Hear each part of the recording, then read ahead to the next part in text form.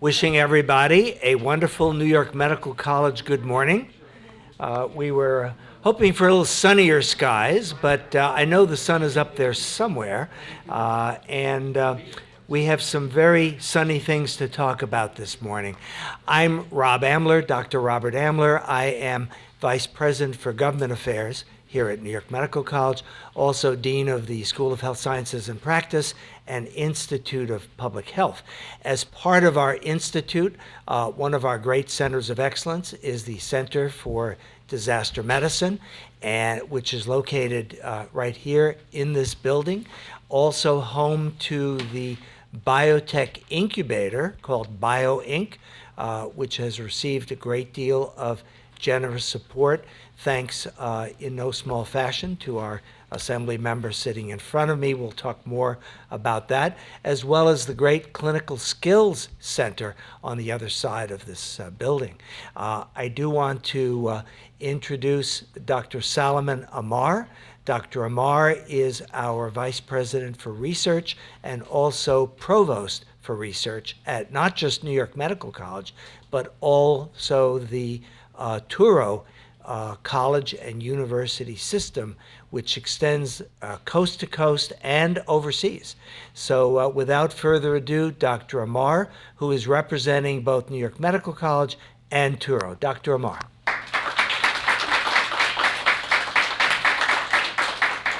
Thank you very much, Dean Amler. It's a big shoe to fill. Touro College and University System, New York Medical College, but we try to do the best. Anyway, I'll echo the welcoming remarks by our dear friend in regard to New York Medical College and New York Medical College being part of the Touro College and University System. We have a long history here at New York Medical College, especially in New York and in the nation in regard to the addressing and responding to the urgent needs that have appeared. And we wish those needs and urgent needs would never appear, but we'll talk about this in a second. As the Dean said a couple of seconds ago, this building house, BioInc, the incubator that we have opened about almost 10 years ago, renovated, as you see here, the beautiful space. We had that opening a few, I guess, 2 years ago, yes. And it's especially housing tech-driven economy to respond to the ever-increasing number of biotechs that we have. And we want to nurture them, and we want to continue to develop their strategies and help them becoming a successful enterprise. Scientists throughout this university have worked very, very hard with the Empire State Development to bring more than a dozen entrepreneurs that you have across the street over there, and that they all have within their niches brought great success. So to introduce the center and the crown jewel that we have within this building, I'll tell you what we're facing nowadays. And there's a leitmotif that when I'm meeting with people in my office and my staff in response to new directions, new policies, new ways of functioning, and I get this answer by my staff, but Dr. Amar, we've never done that. And they get the same answer for the past 18 months, but the world has changed. And we need a world, and we need an operation that is versatile enough to be able to respond to this. New York Medical College, especially the crown jewel of New York Medical College's Center for Disaster Medicine, is an element that is reminiscent to what we have. I'm an oral surgeon, what we have, and when we go through the training, the two things that the surgeons tell us when we're in the operating room is to be trained for being prepared for the contingencies and never experience the contingencies. That's the Center for Disaster Medicine. It was created in September, on the aftermath of September 11, to help secure our region and make itself with a robust platform for training, for education, for research, preparedness in response to recovery of all kinds of disaster. And we wish that we will never have any disaster, but unfortunately they're here. They're living with us, unfortunately. Those disasters could be natural, accidental, and even intentional sometimes. And we need to be extremely well prepared for that. The Center for Disaster Medicine, directed by David, is in fact epitomizing this concept, and I thank you for being a leader in this area. New York has already invested at different levels in regard to what takes place within these walls and in the center through federal agencies, private contributors, which I take the opportunity of thanking them right now. And this center operates in the New York area from Buffalo to Long Island.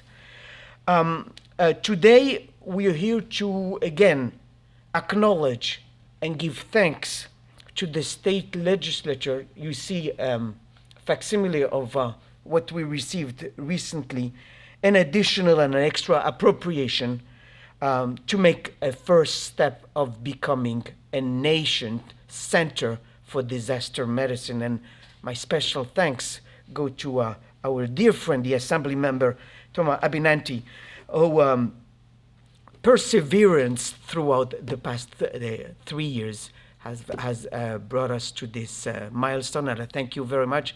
With this, I'll turn it to my dear friend, the Vice President and the Dean of the School of Public Health. Thank you. Thank you.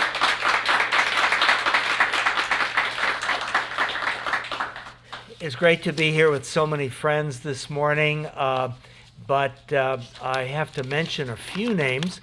I don't know if everyone here knows our Chief Medical Officer from our medical center across the driveway, Westchester Medical Center, Dr. Renee Garrick.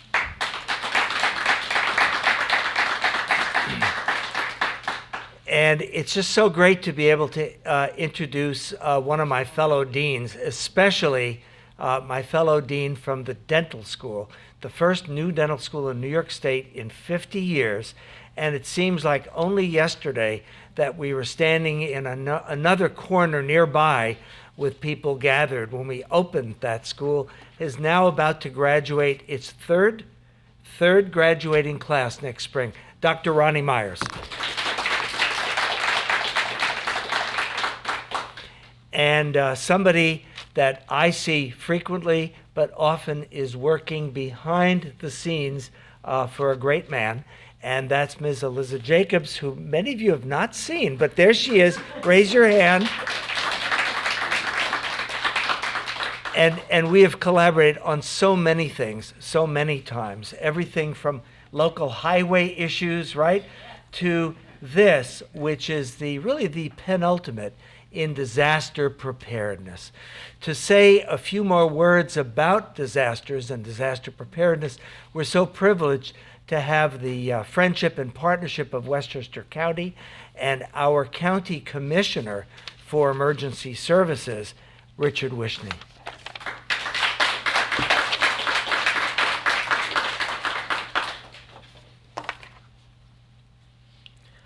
Thank you to my friend, Dr. Amler, and good morning to all of you.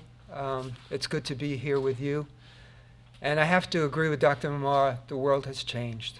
And we're all working together to make it a better place, and we have to respond accordingly. I'm certainly delighted this morning to join my old colleague, Tom Avenatti. Tom and I worked together. I was there for 12 years at the county legislature. Tom was there for 20 years. He has about 38 years of public service. And you all know him as someone who delivers. And today, he's delivering big again to the medical college.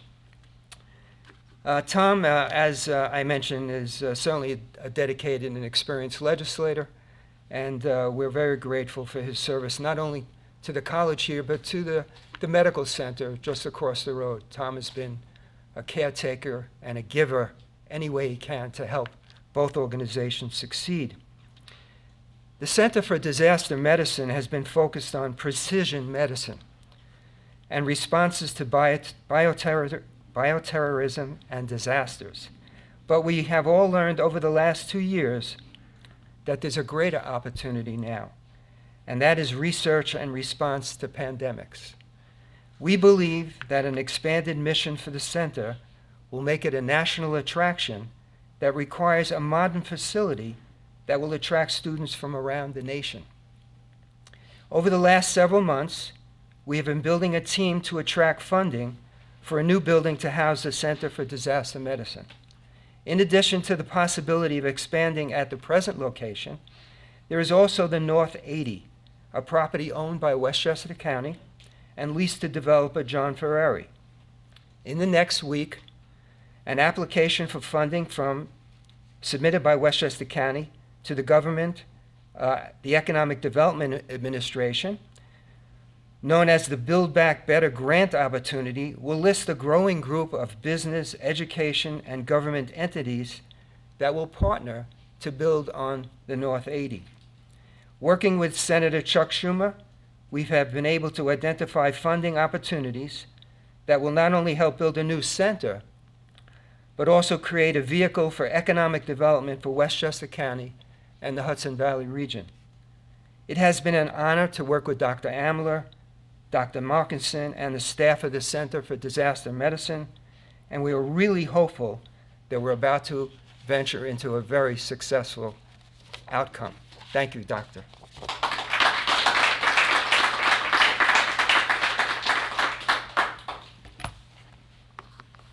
All of these things happen through individuals, but also through great teams. I mentioned Mr. Avenatti's great staffer here in Westchester. Let me mention a few here at New York Medical College: Dr. Amy Ansell, Fiona Viate, Dana Pagano, Kevin Pullman, and George Contreras, Amanda Muth from Government Affairs, and I've probably left out somebody. Who have I left out? Hand up.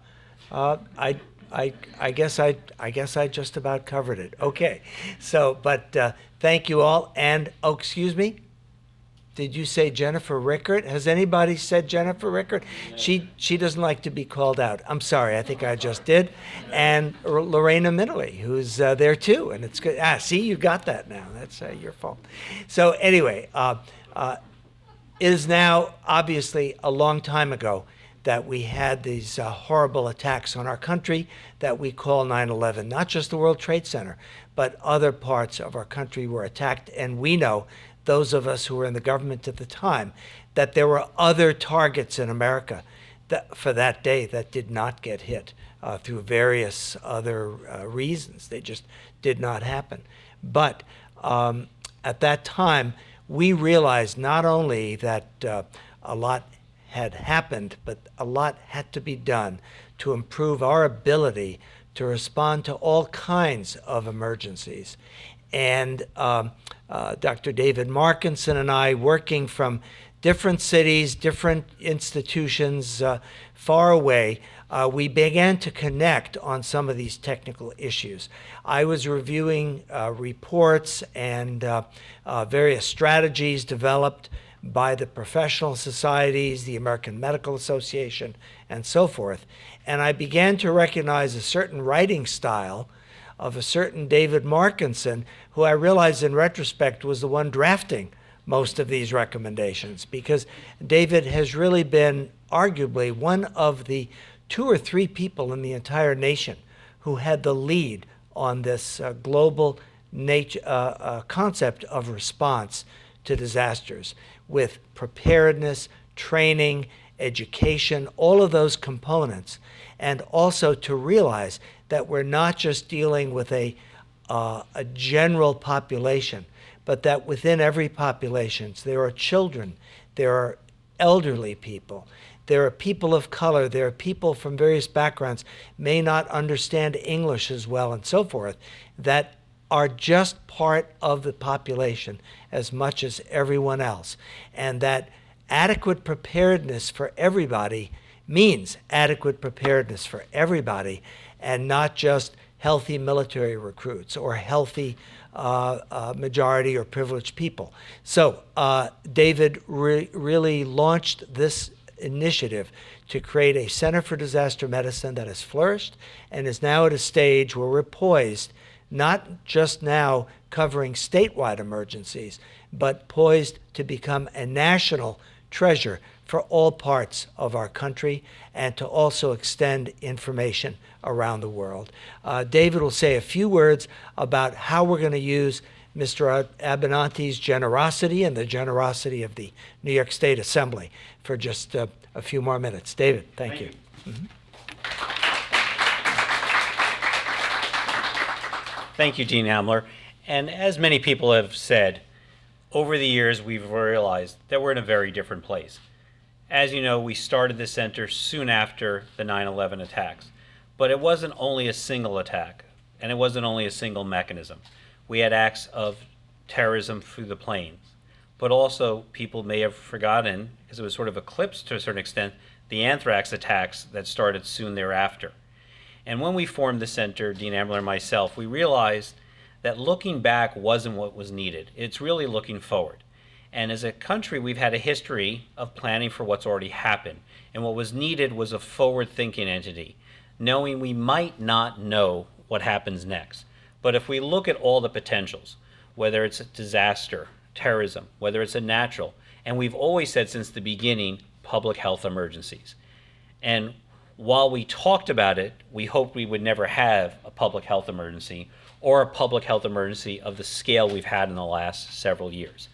But the center, under the dean's leadership, supported by the Truro University system and housed at New York Medical College, has really had a platform to prepare for all hazards, to be creative, to be forward-thinking, whether it's training hospitals for mass casualties, but not training them in the standard approach, but breaking down the standard approach and saying, nice orderly arrival isn't what happens.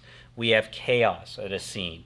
We have triage, but we also have cell phones, so people go to the nearest hospital they find in an unorderly fashion. Ambulances are no longer the transport. There's an Uber to a hospital. There's a car service, a ride share. So new models. Public health. It isn't what the public health threats were, but what is the world of emerging infections. And while we're coming through this pandemic and hopefully we're finally seeing the light, we do know that public health emergencies will occur in the future. And so thanks to the support of people from New York State, from the federal government, and the unwavering support of our local assemblyman, Tom Avenatti, we've been able to not only build a center, but grow. And it has to have unique resources. We have to have a research framework to study what is needed next. We have to have people to be able to train, and we have to have the facilities that provide unique environments. Things like sensory overload and deprivation, training under austere conditions, learning how to handle mass casualties, and now mass casualties with personal protection as you see people wearing masks. So the threats we thought about are not necessarily what we'll see in the future, but all segments of our population have to be prepared. We have to prepare our healthcare system, our first responders, which we do, but also the places that may not be topmost on people's thoughts. Schools and daycare, and we've always had a unique aspect of planning for children and other vulnerable populations, including those with disabilities. But as we've learned through the pandemic, in order for us to survive and come out, our businesses have to be prepared. And another thing the center does through our economic development is not only prepare them, but talk about continuing of operations, how they can continue to work throughout these events. And right now, we're thankful for the support that has been provided through our local assemblyman, Tom Avenatti, which is going to allow us to expand our training capability. We have more requests than we can surface and service every day. We need new facilities to allow those entities to be trained, and this funding will allow us to add simulation space to provide not only additional capacity, but additional capability to talk about those future threats and put people from all those sectors, health, public health, first response, business, education, in environments where things might happen, but in a controlled way that they can learn how to be prepared and how to respond. So this additional funding will allow us to provide those additional simulation rooms, additional equipment for training, and equipment we can take out and train people in the areas they provide care, provide business services, educate our children, support those who have special needs. So that's just a brief overview of the kind of work we do and how this support will allow us to further the mission of the Center for Disaster Medicine, again supported by our home at New York Medical College, the Touro University and College System, and the great support we have. So again, thank you, Assemblyman, for the support. We will all see immediately the effects, and in the years to come, how better prepared we will be. And I'll turn it back over to Dean Amler, our moderator. Thank you.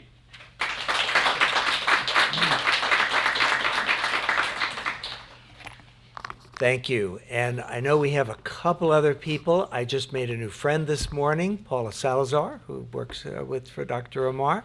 And I think I see Julio and Maggie from Jennifer's office. It's great to have you. See just about everybody here. Michael Cotter in the back. At New York Medical College, we really are like a family in the best sense of that word. And we have no better family member to look up to than our Assembly member, Thomas Avenatti. Tom has been our friend from his days as a county legislator, working closely with us on environmental issues and formation of our Center for Environmental Health at New York Medical College, as well as now in his more recent and actually fairly long-term role now as our Assembly member, supporting us in the area of disaster medicine and coming to our holiday parties and things like that. I mean, he's always here with us, and it's always wonderful to see him, but it's not unusual or remarkable because he is always here. I did manage to snap a photo of him when he visited our mobile dental unit that we operate with the Westchester Institute of Human Development, and I've threatened to use that photo of him in one of our dental chairs as some kind of blackmail if we ever need to in the future.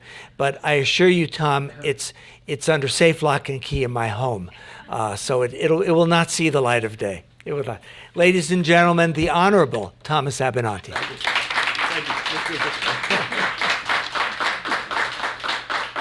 Good morning. It's very nice to be here. Thank you very much. It's quite an education just to listen to the speakers, every one of them. I mean, I'm learning so much just by listening to their comments this morning. And truly, the world has changed. It's ever changing. But the challenges seem to be multiplying. And so it really is so important that we have a center like this. Government can't do it all. My colleague, Richard Wishney, is now a commissioner. I mean, former county legislator is now a commissioner. I'm sure he's seen a very different side of things now that he's got to make it work. It's not like we legislators who used to sit back and complain and say, how come this isn't working? How come this is? He now has to put all the pieces together. And he's got to somehow make this disparate machine function. And it's so helpful to have a group like yours here to work with government, because government just can't do it alone. We really do need a partnership.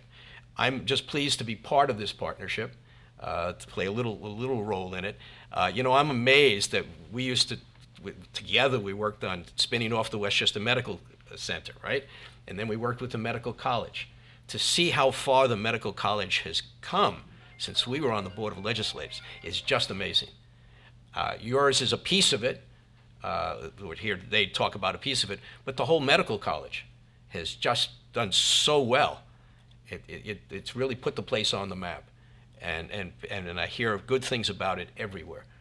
So I'm so pleased to be here again. Say that again, to be here. I guess getting money out of the state, as you know, is not an easy thing to do. And I guess that's why you have Dr. Myers here. He's experienced at pulling teeth, and sometimes getting money out of the state has been compared to like pulling teeth. But you guys did most of the work. I just convinced the speaker that this was a good place to put the money. You guys had to fill out the forms and convince them to let that money come forward. And for the last 15 years or so, this center has really been unique in serving the role of conducting interdisciplinary research, training, technical assistance, and educational activities all related to emergency preparedness, as you were saying. And also, though, what doesn't always get stressed is that you are there for all 7 health departments in the Hudson Valley. And that is really important. You are close. You're there. You're hands-on. And preparedness for emergencies means today having the best science, knowing how to best employ it, and then training others to use it. What I learned from you a long time ago was it's nice to have all of this stuff in the lab somewhere or on somebody's computer, but if you don't get it out into the field so that those people who are working for the commissioner here know how to employ it, then it's useless. And so you're taking that next step, which is really, really very important. Now, New York State every year has in its budget money for centers of excellence, and I was very pleased a few years ago to support a Senate initiative to make the Center for Disaster Medicine one of New York State's centers of excellence. And now, every year, we appropriate the Assembly and the Senate together. I'm not quite sure how we divide this up. We pay for some, they pay for some, or we all pay for all of them. But it's $11 million every year for 11 centers of excellence, and I know you get $1 million out of it, and I'm pleased to be able to vote for that budget. But today, we're talking about a little special amount of money, $250,000, which in the big scheme of things, it doesn't sound like a lot, but it does pay for some things. So I'm very pleased to be able to bring that $250,000 here in a capital grant. I'm pleased to do my little part in bringing some state resources to assist the Disaster Medicine Center so that you can have the resources to lead the way to a better prepared and a safer future for all of our communities. So I just want to say thank you for all of your efforts, and I'm pleased to be here to see how well you're doing and to wish you well and spend the money well. I'm sure you will. Okay, good. There we go. Wait, Seth. Ladies and gentlemen, I propose a standing ovation for don't do our that. assembly member. Please. He even gets a hug. We got to take a picture with the check.